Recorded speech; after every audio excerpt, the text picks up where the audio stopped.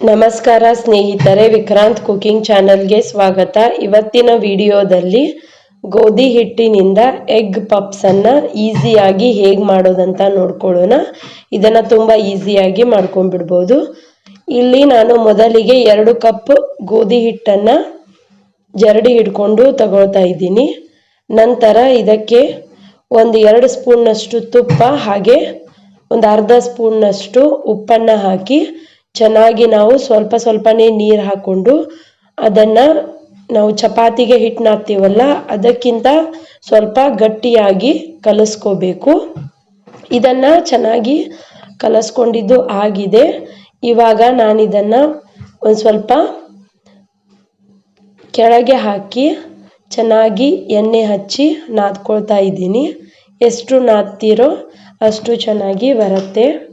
ಇವಾಗ ಇದನ್ನು ಒಂದು ಸ್ವಲ್ಪ ಎಣ್ಣೆ ಹಚ್ಚಿ 15ರಿಂದ 20 ನಿಮಿಷ ನೆನೆಯೋಕ್ಕೆ ಬಿಡ್ತಾ ಇದ್ದೀನಿ. ಅಲ್ಲಿವರೆಗೂ ನಾವು ಸ್ಟಫಿಂಗ್ಗೆ ಏನು ಬೇಕಂತ ನೋಡ್ಕೊಳ್ಳೋಣ. ಇಲ್ಲಿ ಒಂದು ಬಾಣಲೆಯಲ್ಲಿ ಎಣ್ಣೆಯನ್ನು ಹಾಕಿದ್ದೀನಿ. ಎಣ್ಣೆ ಕಾದ ನಂತರ ಅದಕ್ಕೆ 3 ಮೀಡಿಯಮ್ ಸೈಜ್ ಈರುಳ್ಳಿಯನ್ನು ಚಿಕ್ಕದಾಗಿ ಕಟ್ ಮಾಡಿ ಹಾಕ್ಕೊಂಡಿದ್ದೀನಿ.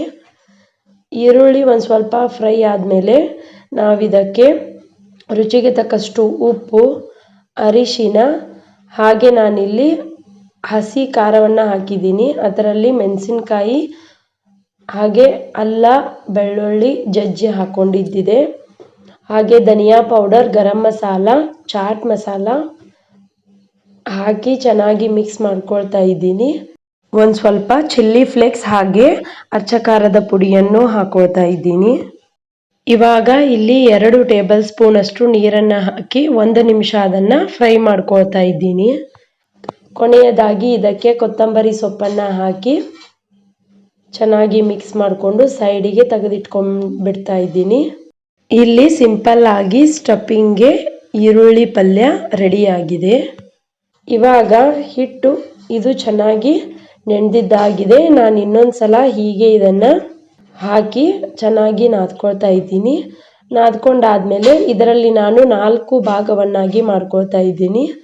ಇಲ್ಲಿ ನಾನು 4 ಎಗ್ ಪಪ್ಸ್ ಮಾಡ್ತಾ ಇರೋದು, ಹಾಗಾಗಿ 6 ಲೇಯರ್ ಇರೋ ಪಪ್ಸ್ನ ಮಾಡ್ತಾ ಇರೋದು.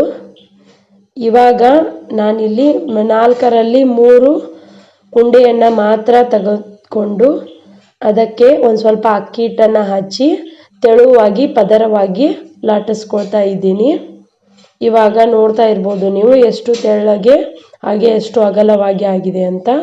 ಈಗೇನು ಉಳಿದ 2 ಉಂಡೆಗಳನ್ನು ಲಟ್ಟಿಸ್ಕೊಂಡು ಸೈಡಿಗೆ ತೆಗೆದಿಟ್ಕೊಂಡ್ಬಿಡ್ತಾ ಇದ್ದೀನಿ.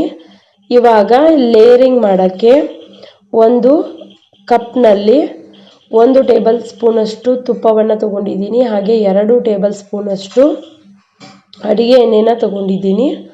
ಅದಕ್ಕೆ 1 ಟೇಬಲ್ ಸ್ಪೂನಷ್ಟು ಅಕ್ಕಿ ಹಿಟ್ಟನ್ನು ಹಾಕಿ ಚೆನ್ನಾಗಿ ಮಿಕ್ಸ್ ಮಾಡಿಕೊಂಡು ಇಟ್ಕೊಳ್ತಾ ಇದ್ದೀನಿ.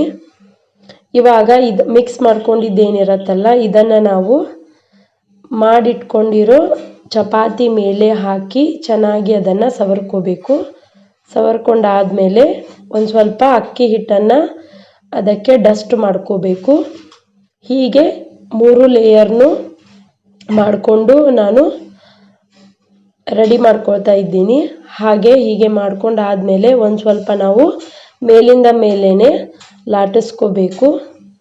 ಲಾಟಿಸ್ಕೊಂಡಾದಮೇಲೆ ನಾನಿಲ್ಲಿ 6 ಪದರವಾಗಿ ಮಾಡ್ತೀನಿ ಅಂತ ಹೇಳಿದ್ನಲ್ಲ, ಇಲ್ಲಿ ಚೆನ್ನಾಗಿ ಲಾಟಿಸ್ಕೊಂಡಿದ್ದಾಗಿದೆ. ನಾನು ಸೈಡ್ಸ್ ಎಲ್ಲ ಕಟ್ ಮಾಡಿಕೊಂಡು ಅದನ್ನು ಸ್ಕ್ವೇರ್ ಶೇಪ್ಗೆ ತಗೊಂಡು ಬರ್ತಾ ಇದ್ದೀನಿ. ಇವಾಗ ನಮಗೆ ಇದು 3 ಲೇಯರ್ ಇದ್ದು ಆಗಿದೆ. ನಾನು ನಿಮಗೆ 6 ಲೇಯರ್ ಇದ್ದು ಅಂತ ಹೇಳಿದ್ನಲ್ಲ, ಹೀಗೆ ನಾನು ಒಂದರಲ್ಲಿ 2 ಭಾಗವನ್ನಾಗಿ ಮಾಡಿ ಒಂದರ ಮೇಲೆ ಇನ್ನೊಂದು ಇಡ್ತಾ ಇದ್ದೀನಿ. ಇಲ್ಲಿ 6 ಲೇಯರ್ ಆಯಿತು. ಇವಾಗ ನಾನಿಲ್ಲಿ 4 ಭಾಗವನ್ನಾಗಿ ಮಾಡ್ಕೊಳ್ತಾ ಇದ್ದೀನಿ. ನೀವು ಸೈಡ್ಸ್ ಕಟ್ ಮಾಡಿರ್ತೀರಲ್ಲ ಅದನ್ನು ನಾವು ಕೊನೆಯದಾಗಿ ಚಿಕ್ಕದಾಗಿ ಕಟ್ ಮಾಡಿಕೊಂಡು ಚಿಪ್ಸ್ ಥರನೂ ಫ್ರೈ ಮಾಡಿ ತಿನ್ಬೋದು. ಇವಾಗ 4 ಭಾಗ ಮಾಡಿದ ನಂತರ ನಾನು ಮಾಡಿಟ್ಟಿರೋ ಸ್ಟಫಿಂಗ್ನ ಎಲ್ಲದರಲ್ಲೂ ಹಾಕಿ ಒಂದರಲ್ಲಿ 4 ಭಾಗವನ್ನಾಗಿ ಒಂದು ಬಾಯ್ಲ್ಡ್ ಎಗ್ಗನ್ನು ತಗೊಂಡು ಅದನ್ನು ಕಟ್ ಮಾಡ್ಕೊಂಡಿದ್ದೀನಿ. ಅದನ್ನು ಕೂಡ ಅದರ ಮೇಲೆ ಇಟ್ಟು ಸೈಡಿಗೆ ಸ್ವಲ್ಪ ನೀರನ್ನು ಹಚ್ಚಿ ನಾವು ಚೆನ್ನಾಗಿ ಅದನ್ನು ಕವರ್ ಮಾಡಿಕೊಂಡು ಅದನ್ನು ಕ್ಲೋಸ್ ಮಾಡ್ಕೋಬೇಕು. ನಾವು ಸ್ಟಫಿಂಗ್ ಹಾಕಿರ್ತೀವಲ್ಲ ಅದರ ಸುತ್ತು ಕಡೆ ಅಷ್ಟೇ ನಾವು ಪ್ರೆಸ್ ಮಾಡಿಕೊಂಡ್ರೆ ಆಯಿತು. ತೀರಾ ಪ್ರೆಸ್ ಮಾಡ್ಕೊಳ್ಳೋದು ಬೇಡ, ಇಲ್ಲ ಅಂದರೆ ಅದು ಲೇಯರಿಂಗು ಅಷ್ಟು ಚೆನ್ನಾಗಿ ಕಾಣಿಸಲ್ಲ. ಇವಾಗ ನಾನು ಇಲ್ಲಿ ನೀರು ಹಚ್ಕೊಂಡು ಇದನ್ನು ಹೀಗೆ ಕ್ಲೋಸ್ ಮಾಡ್ಕೋತಾ ಇದ್ದೀನಿ. ಹಾಗೆ ನಾನು ಸೈಡ್ಸನ್ನು ಬಿಟ್ಟು ನಡುವೆ ಅಷ್ಟೇ ಪ್ರೆಸ್ ಮಾಡ್ತಾ ಇರೋದು. ಹೀಗೆ ನೀವು ಕೂಡ ಎಲ್ಲವನ್ನ ಮಾಡ್ಕೊಳ್ಬೋದು. ಹೀಗೆ ಮಾಡಿದರೆ ಲೇಯರ್ ಕೂಡ ಚೆನ್ನಾಗಿ ಬರುತ್ತೆ. ಎಲ್ಲವನ್ನ ನಾನು ಹೀಗೆ ಮಾಡಿಕೊಂಡು ಇಟ್ಕೊಳ್ತಾ ಇದ್ದೀನಿ. ಹಾಗೆ ಎಣ್ಣೆಯನ್ನು ಕೂಡ ಕಾಯಕ್ಕೆ ಇಟ್ಟಿದ್ದೆ. ಎಣ್ಣೆ ಚೆನ್ನಾಗಿ ಕಾದ ನಂತರ ಮೀಡಿಯಮ್ ಫ್ಲೇಮ್ನಲ್ಲಿ ಗ್ಯಾಸನ್ನು ಇಟ್ಕೊಂಡು ನಾವು ಒಂದೊಂದಾಗಿಯೇ ಮಾಡಿಟ್ಟಿರೋ ಪಪ್ಸನ್ನು ಅದರಲ್ಲಿ ಹಾಕಿ ಎರಡೂ ಕಡೆ ಚೆನ್ನಾಗಿ ಗೋಲ್ಡನ್ ಬ್ರೌನ್ ಬರೋವರೆಗೂ ಫ್ರೈ ಮಾಡ್ಕೋಬೇಕು. ಇವಾಗ ನೋಡ್ತಾ ಇರ್ಬೋದು ನೀವು ಎಷ್ಟು ಚೆನ್ನಾಗಿ ಅದು ಕಲರ್ ಬಂದಿದೆ, ಹಾಗೆ ಲೇಯರ್ ಕೂಡ ಬಂದಿದೆ ಅಂತ. ಇವಾಗ ಇದು ಫ್ರೈ ಮಾಡ್ಕೊಂಡಿದ್ದು ಆಗಿದೆ. ನಾನಿದನ್ನು ತೆಗೆದಿಟ್ಕೊಂಡ್ಬಿಡ್ತಾ ಇದ್ದೀನಿ. ಹಾಗೆ ಬೇರೆ ಪಪ್ಸನ್ನು ಹೀಗೆ ಫ್ರೈ ಮಾಡ್ಕೊಳ್ತಾ ಇದ್ದೀನಿ. ಕೊನೆಯದಾಗಿ ನಾನು ಮಾಡಿಟ್ಕೊಂಡಿರೋ ಎಕ್ಸ್ಟ್ರಾ ಏನು ಹಿಟ್ಟು ಉಳಿದಿರುತ್ತಲ್ಲ ಅದನ್ನು ಚಿಕ್ಕ ಚಿಕ್ಕ ತುಂಡುಗಳನ್ನಾಗಿ ಮಾಡಿ ಅದನ್ನು ಕೂಡ ಹೈ ಫ್ಲೇಮ್ನಲ್ಲಿ 1 ನಿಮಿಷ ಫ್ರೈ ಮಾಡ್ಕೊಳ್ತಾ ಇದ್ದೀನಿ. ಇವಾಗ ನೋಡ್ತಾ ಇರ್ಬೋದು ನೀವು ಎಗ್ ಪಪ್ಸ್ ಎಷ್ಟು ಕ್ರಿಸ್ಪಿಯಾಗಿ ಬಂದಿದೆ ಅಂತ. ನೋಡೋಕೆ ಎಷ್ಟು ಕ್ರಿಸ್ಪಿಯಾಗಿ ಕಾಣ್ತಾ ಇದೆ, ಹಾಗೆ ತಿನ್ನೋಕ್ಕೂ ಅಷ್ಟೇ ರುಚಿಯಾಗಿ ಇತ್ತು. ನಾನಿದನ್ನು ನಿಮಗೆ ಕಟ್ ಮಾಡಿ ಕೂಡ ತೋರಿಸ್ತಾ ಇದ್ದೀನಿ ಎಷ್ಟು ಚೆನ್ನಾಗಿ ಬಂದಿದೆ ಅಂತ. ಇವತ್ತಿನ ಎಗ್ ಪಪ್ಸ್ ರೆಸಿಪಿ ನಿಮಗೆ ಇಷ್ಟ ಆಗಿದ್ದಲ್ಲಿ ಒಂದು ಲೈಕ್, ಶೇರ್, ಕಮೆಂಟ್ ಮಾಡಿ. ಹೀಗೆ ಸಪೋರ್ಟ್ ಮಾಡ್ತಾ ಇರಿ.